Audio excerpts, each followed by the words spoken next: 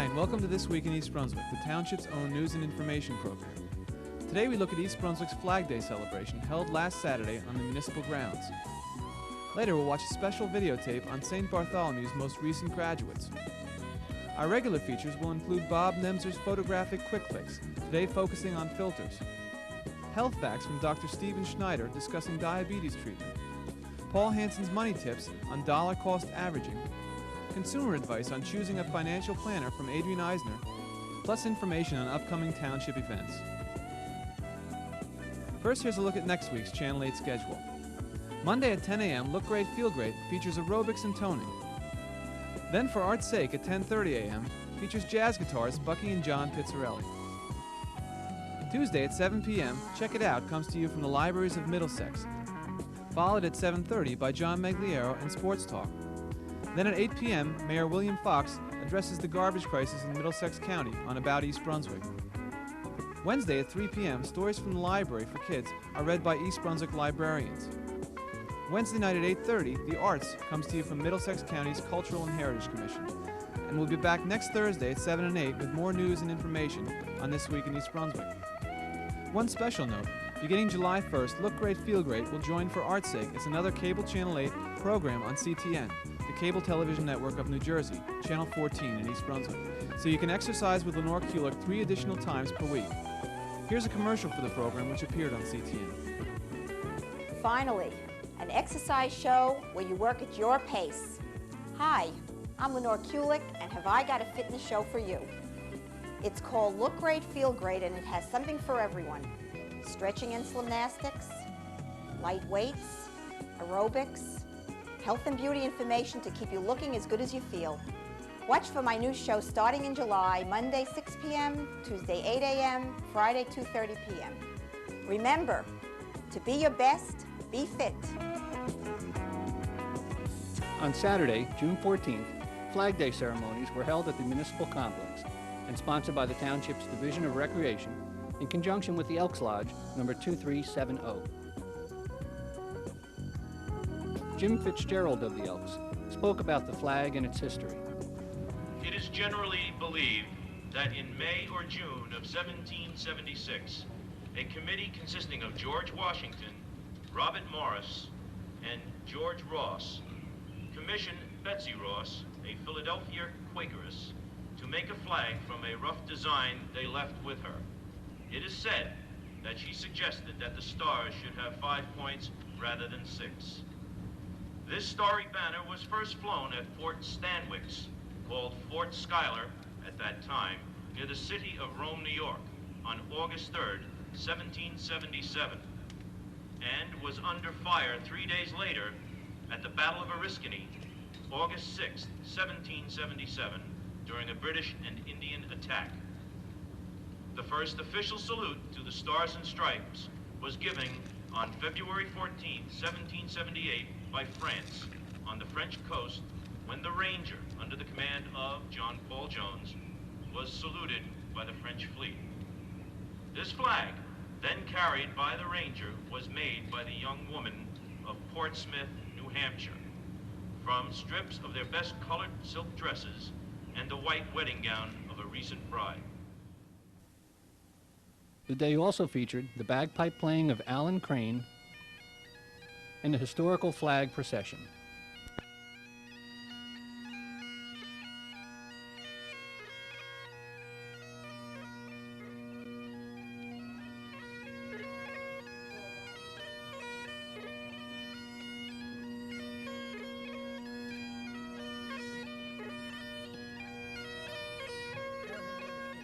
Next up, a quick look at the St. Bartholomew's class of 1986, and a special thank you for providing this videotape to Channel 8 to Jeff McPherson, Chris LaRose, Doug Swartz, and Joe Lancelotti.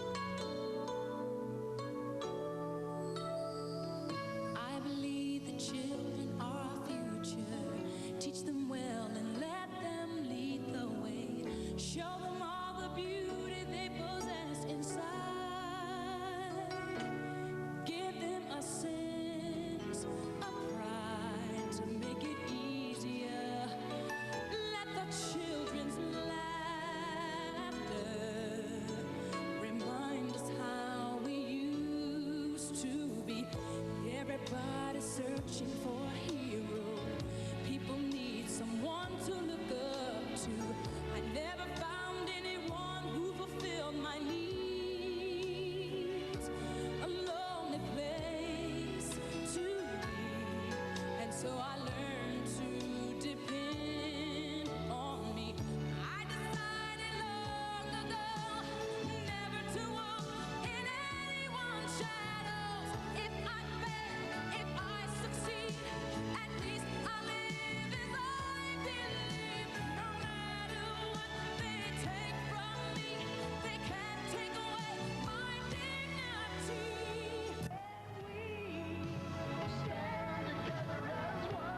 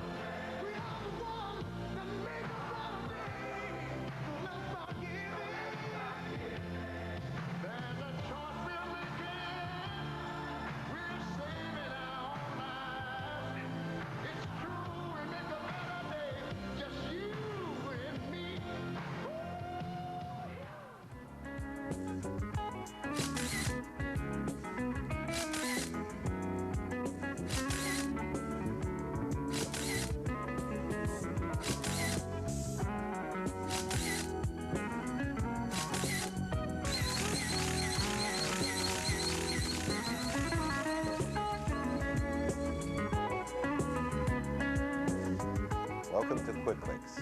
Our topic, filters. Every photograph is a record of reflected light. Film, however, does not always record the reflected light the same way we see it. For instance, black and white film is more sensitive to ultraviolet light, which is unseen by the eye, and to the blue end of the spectrum. Filters can be attached to the front of your lens to change the light passing through the lens so that it has the effect on the film of what you want. Filters can change the light to better match the characteristics of the film you use, or can be added to distort light in such a way that the picture looks different from the original scene, even unreal. Many filters work by absorbing part of the light reflected by the subject, reducing the total amount of light available to expose the film correctly. To keep the exposure correct, the shutter speed has to be slowed or the aperture widened to compensate for light absorbed by the filter. Cameras with through-the-lens meters and exposure systems will automatically compensate for this, perhaps without you even being aware of it. Be careful and remember that many automatic exposure systems increase the exposure by lowering the shutter speed, as in aperture priority models, which increases the likeliness of blur, or by opening the aperture, as in shutter priority mode, which reduces your available depth of field. With handheld meters, you must increase the exposure by yourself by reading the information included with each filter. The information may be given in two ways, either as f-stops of additional exposure or by a filter factor, which tells how many times the exposure must be increased.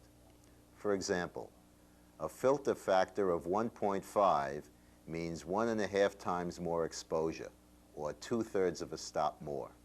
And a filter factor of 4 means quadruple the exposure, or 2 stops more, as going from f8 to f4. Modern panchromatic black and white film is sensitive to all colors of light. but does not respond as the eye does. The human eye, looking at a colorful scene, separates objects based on their tone, lightness and darkness, and color. But film sees only the tones. Filters can help adjust the effect from loss of color by controlling the portions of light spectrum reaching the film. Let's take a look at some of these examples and see what we're talking about. Here we see a sky taken without a filter.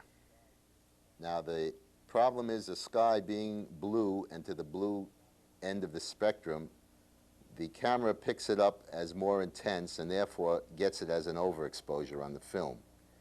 In order to darken the sky, you have to add either a yellow, orange, or a red filter if the sky is blue. And then you get this effect, which darkens the sky and lets you see the sky and the clouds.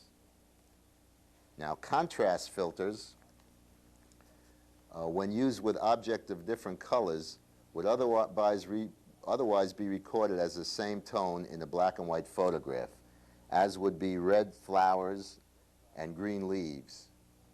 Red flowers and green leaves are easily separated by the human eye, even though they are of equal brightness. In black and white film, the tonal distinction between them is less clear.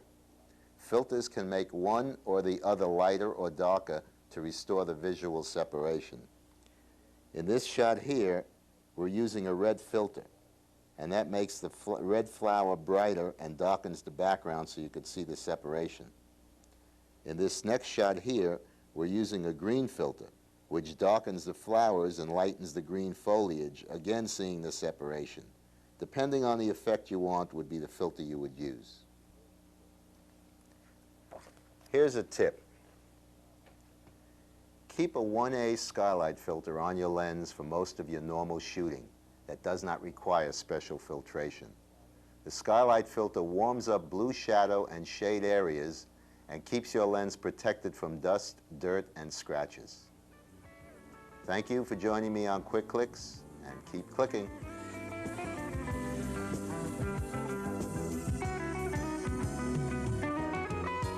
And now for Health Facts and information about diabetes with Dr. Stephen Schneider, Associate Professor of Medicine at the University of Medicine and Dentistry of New Jersey and a resident of East Brunswick.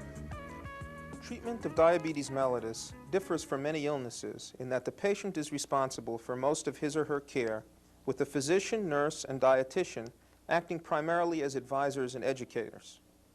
The treatment of type 2 diabetes is aimed at decreasing insulin resistance. This is usually best achieved by weight reduction and exercise. For most patients, restriction of total calories is more important than specific types of food. Diet and exercise alone, when aggressively pursued, are adequate therapy in 80% of patients. For those who require medication, oral agents called sulfonylureas can be used in most cases. These drugs act both by improving the function of the pancreas as well as by decreasing insulin resistance.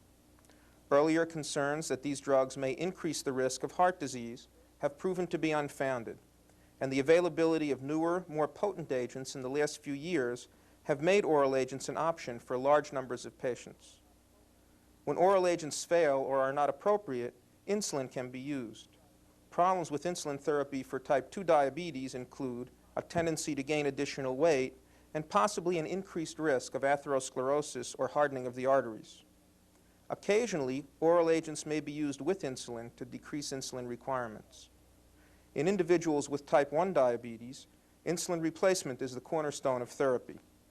Unfortunately, while relatively simple forms of insulin therapy are effective in preventing diabetic coma, aggressive therapy may be required to decrease the risk of complications such as eye and kidney disease. Recent developments have, for the first time, made normalization of blood sugar throughout the day a possibility. The availability of highly purified human insulin preparations produced by recombinant DNA techniques should provide an unlimited supply of insulin at reasonable cost. New regimens of insulin delivery, including injections without needles, multiple injection therapy, and a variety of programmable insulin pumps, provide the flexibility needed to maintain normal glucose levels during daily activities.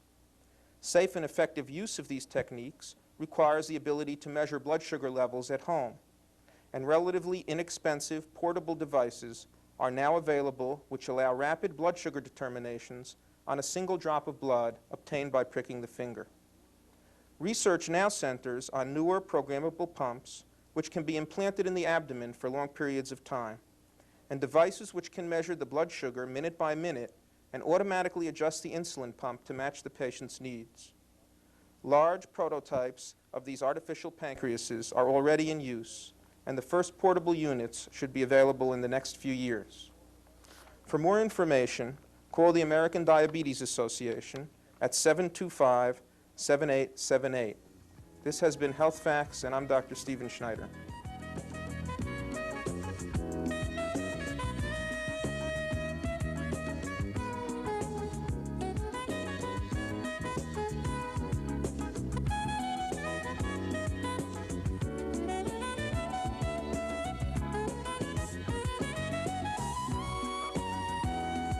I'm Paul Hansen with this week's Money Tip. Are you using the investment method of dollar cost averaging? This is a method of investing under which one invests a fixed sum of money at a fixed interval regardless of market price. For example, $60 every month, $500 every quarter, or $1,000 a year. The net effect of dollar cost averaging is to provide the investor with a cost below the average price. Dollar cost averaging always buys less of the expensive shares and more of the cheaper shares to produce a cost lower than the average price for the same time period. There's no one better able to manage your money than you. Don't forget to make the wise choice. I'm Paul Hansen, host of You and Your Money, with this week's Money Tip. Hello, and welcome to Consumer Aware. I'm Adrienne Eisner, Director of the East Brunswick Consumer Affairs Office.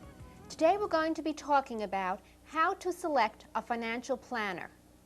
Investors who need help making decisions about security purchases, real estate transactions, tax arrangements, savings, and insurance may turn to a financial planner for assistance. But choosing such an advisor should be done carefully. There are many legitimate financial planners, but unfortunately, there are those who are swindlers and pass themselves off as financial planners. There is widespread fraud and abuse currently plaguing the multi-billion-dollar financial planning industry. If you are one of the estimated 10 million Americans who could use financial planning, here are some tips to follow in finding such services. Check out the planner's credentials. State security agencies and consumer affairs offices may have information on the past activities of a financial planner. Avoid planners who give you few alternatives in your investments. They may be trying to steer you into a fraudulent scheme, or may be working solely on a commission basis. Be wary of planners who work from a post office box or telephone answering setup. Be sure that the prospective planner has ties with other professionals, such as lawyers and accountants. You should get references and telephone numbers from the individual and make sure that you follow up. Evasive, non-specific answers are the best clues that a fraudulent operator is at work. Make sure that you get a written proposal describing in detail the conditions of your contract.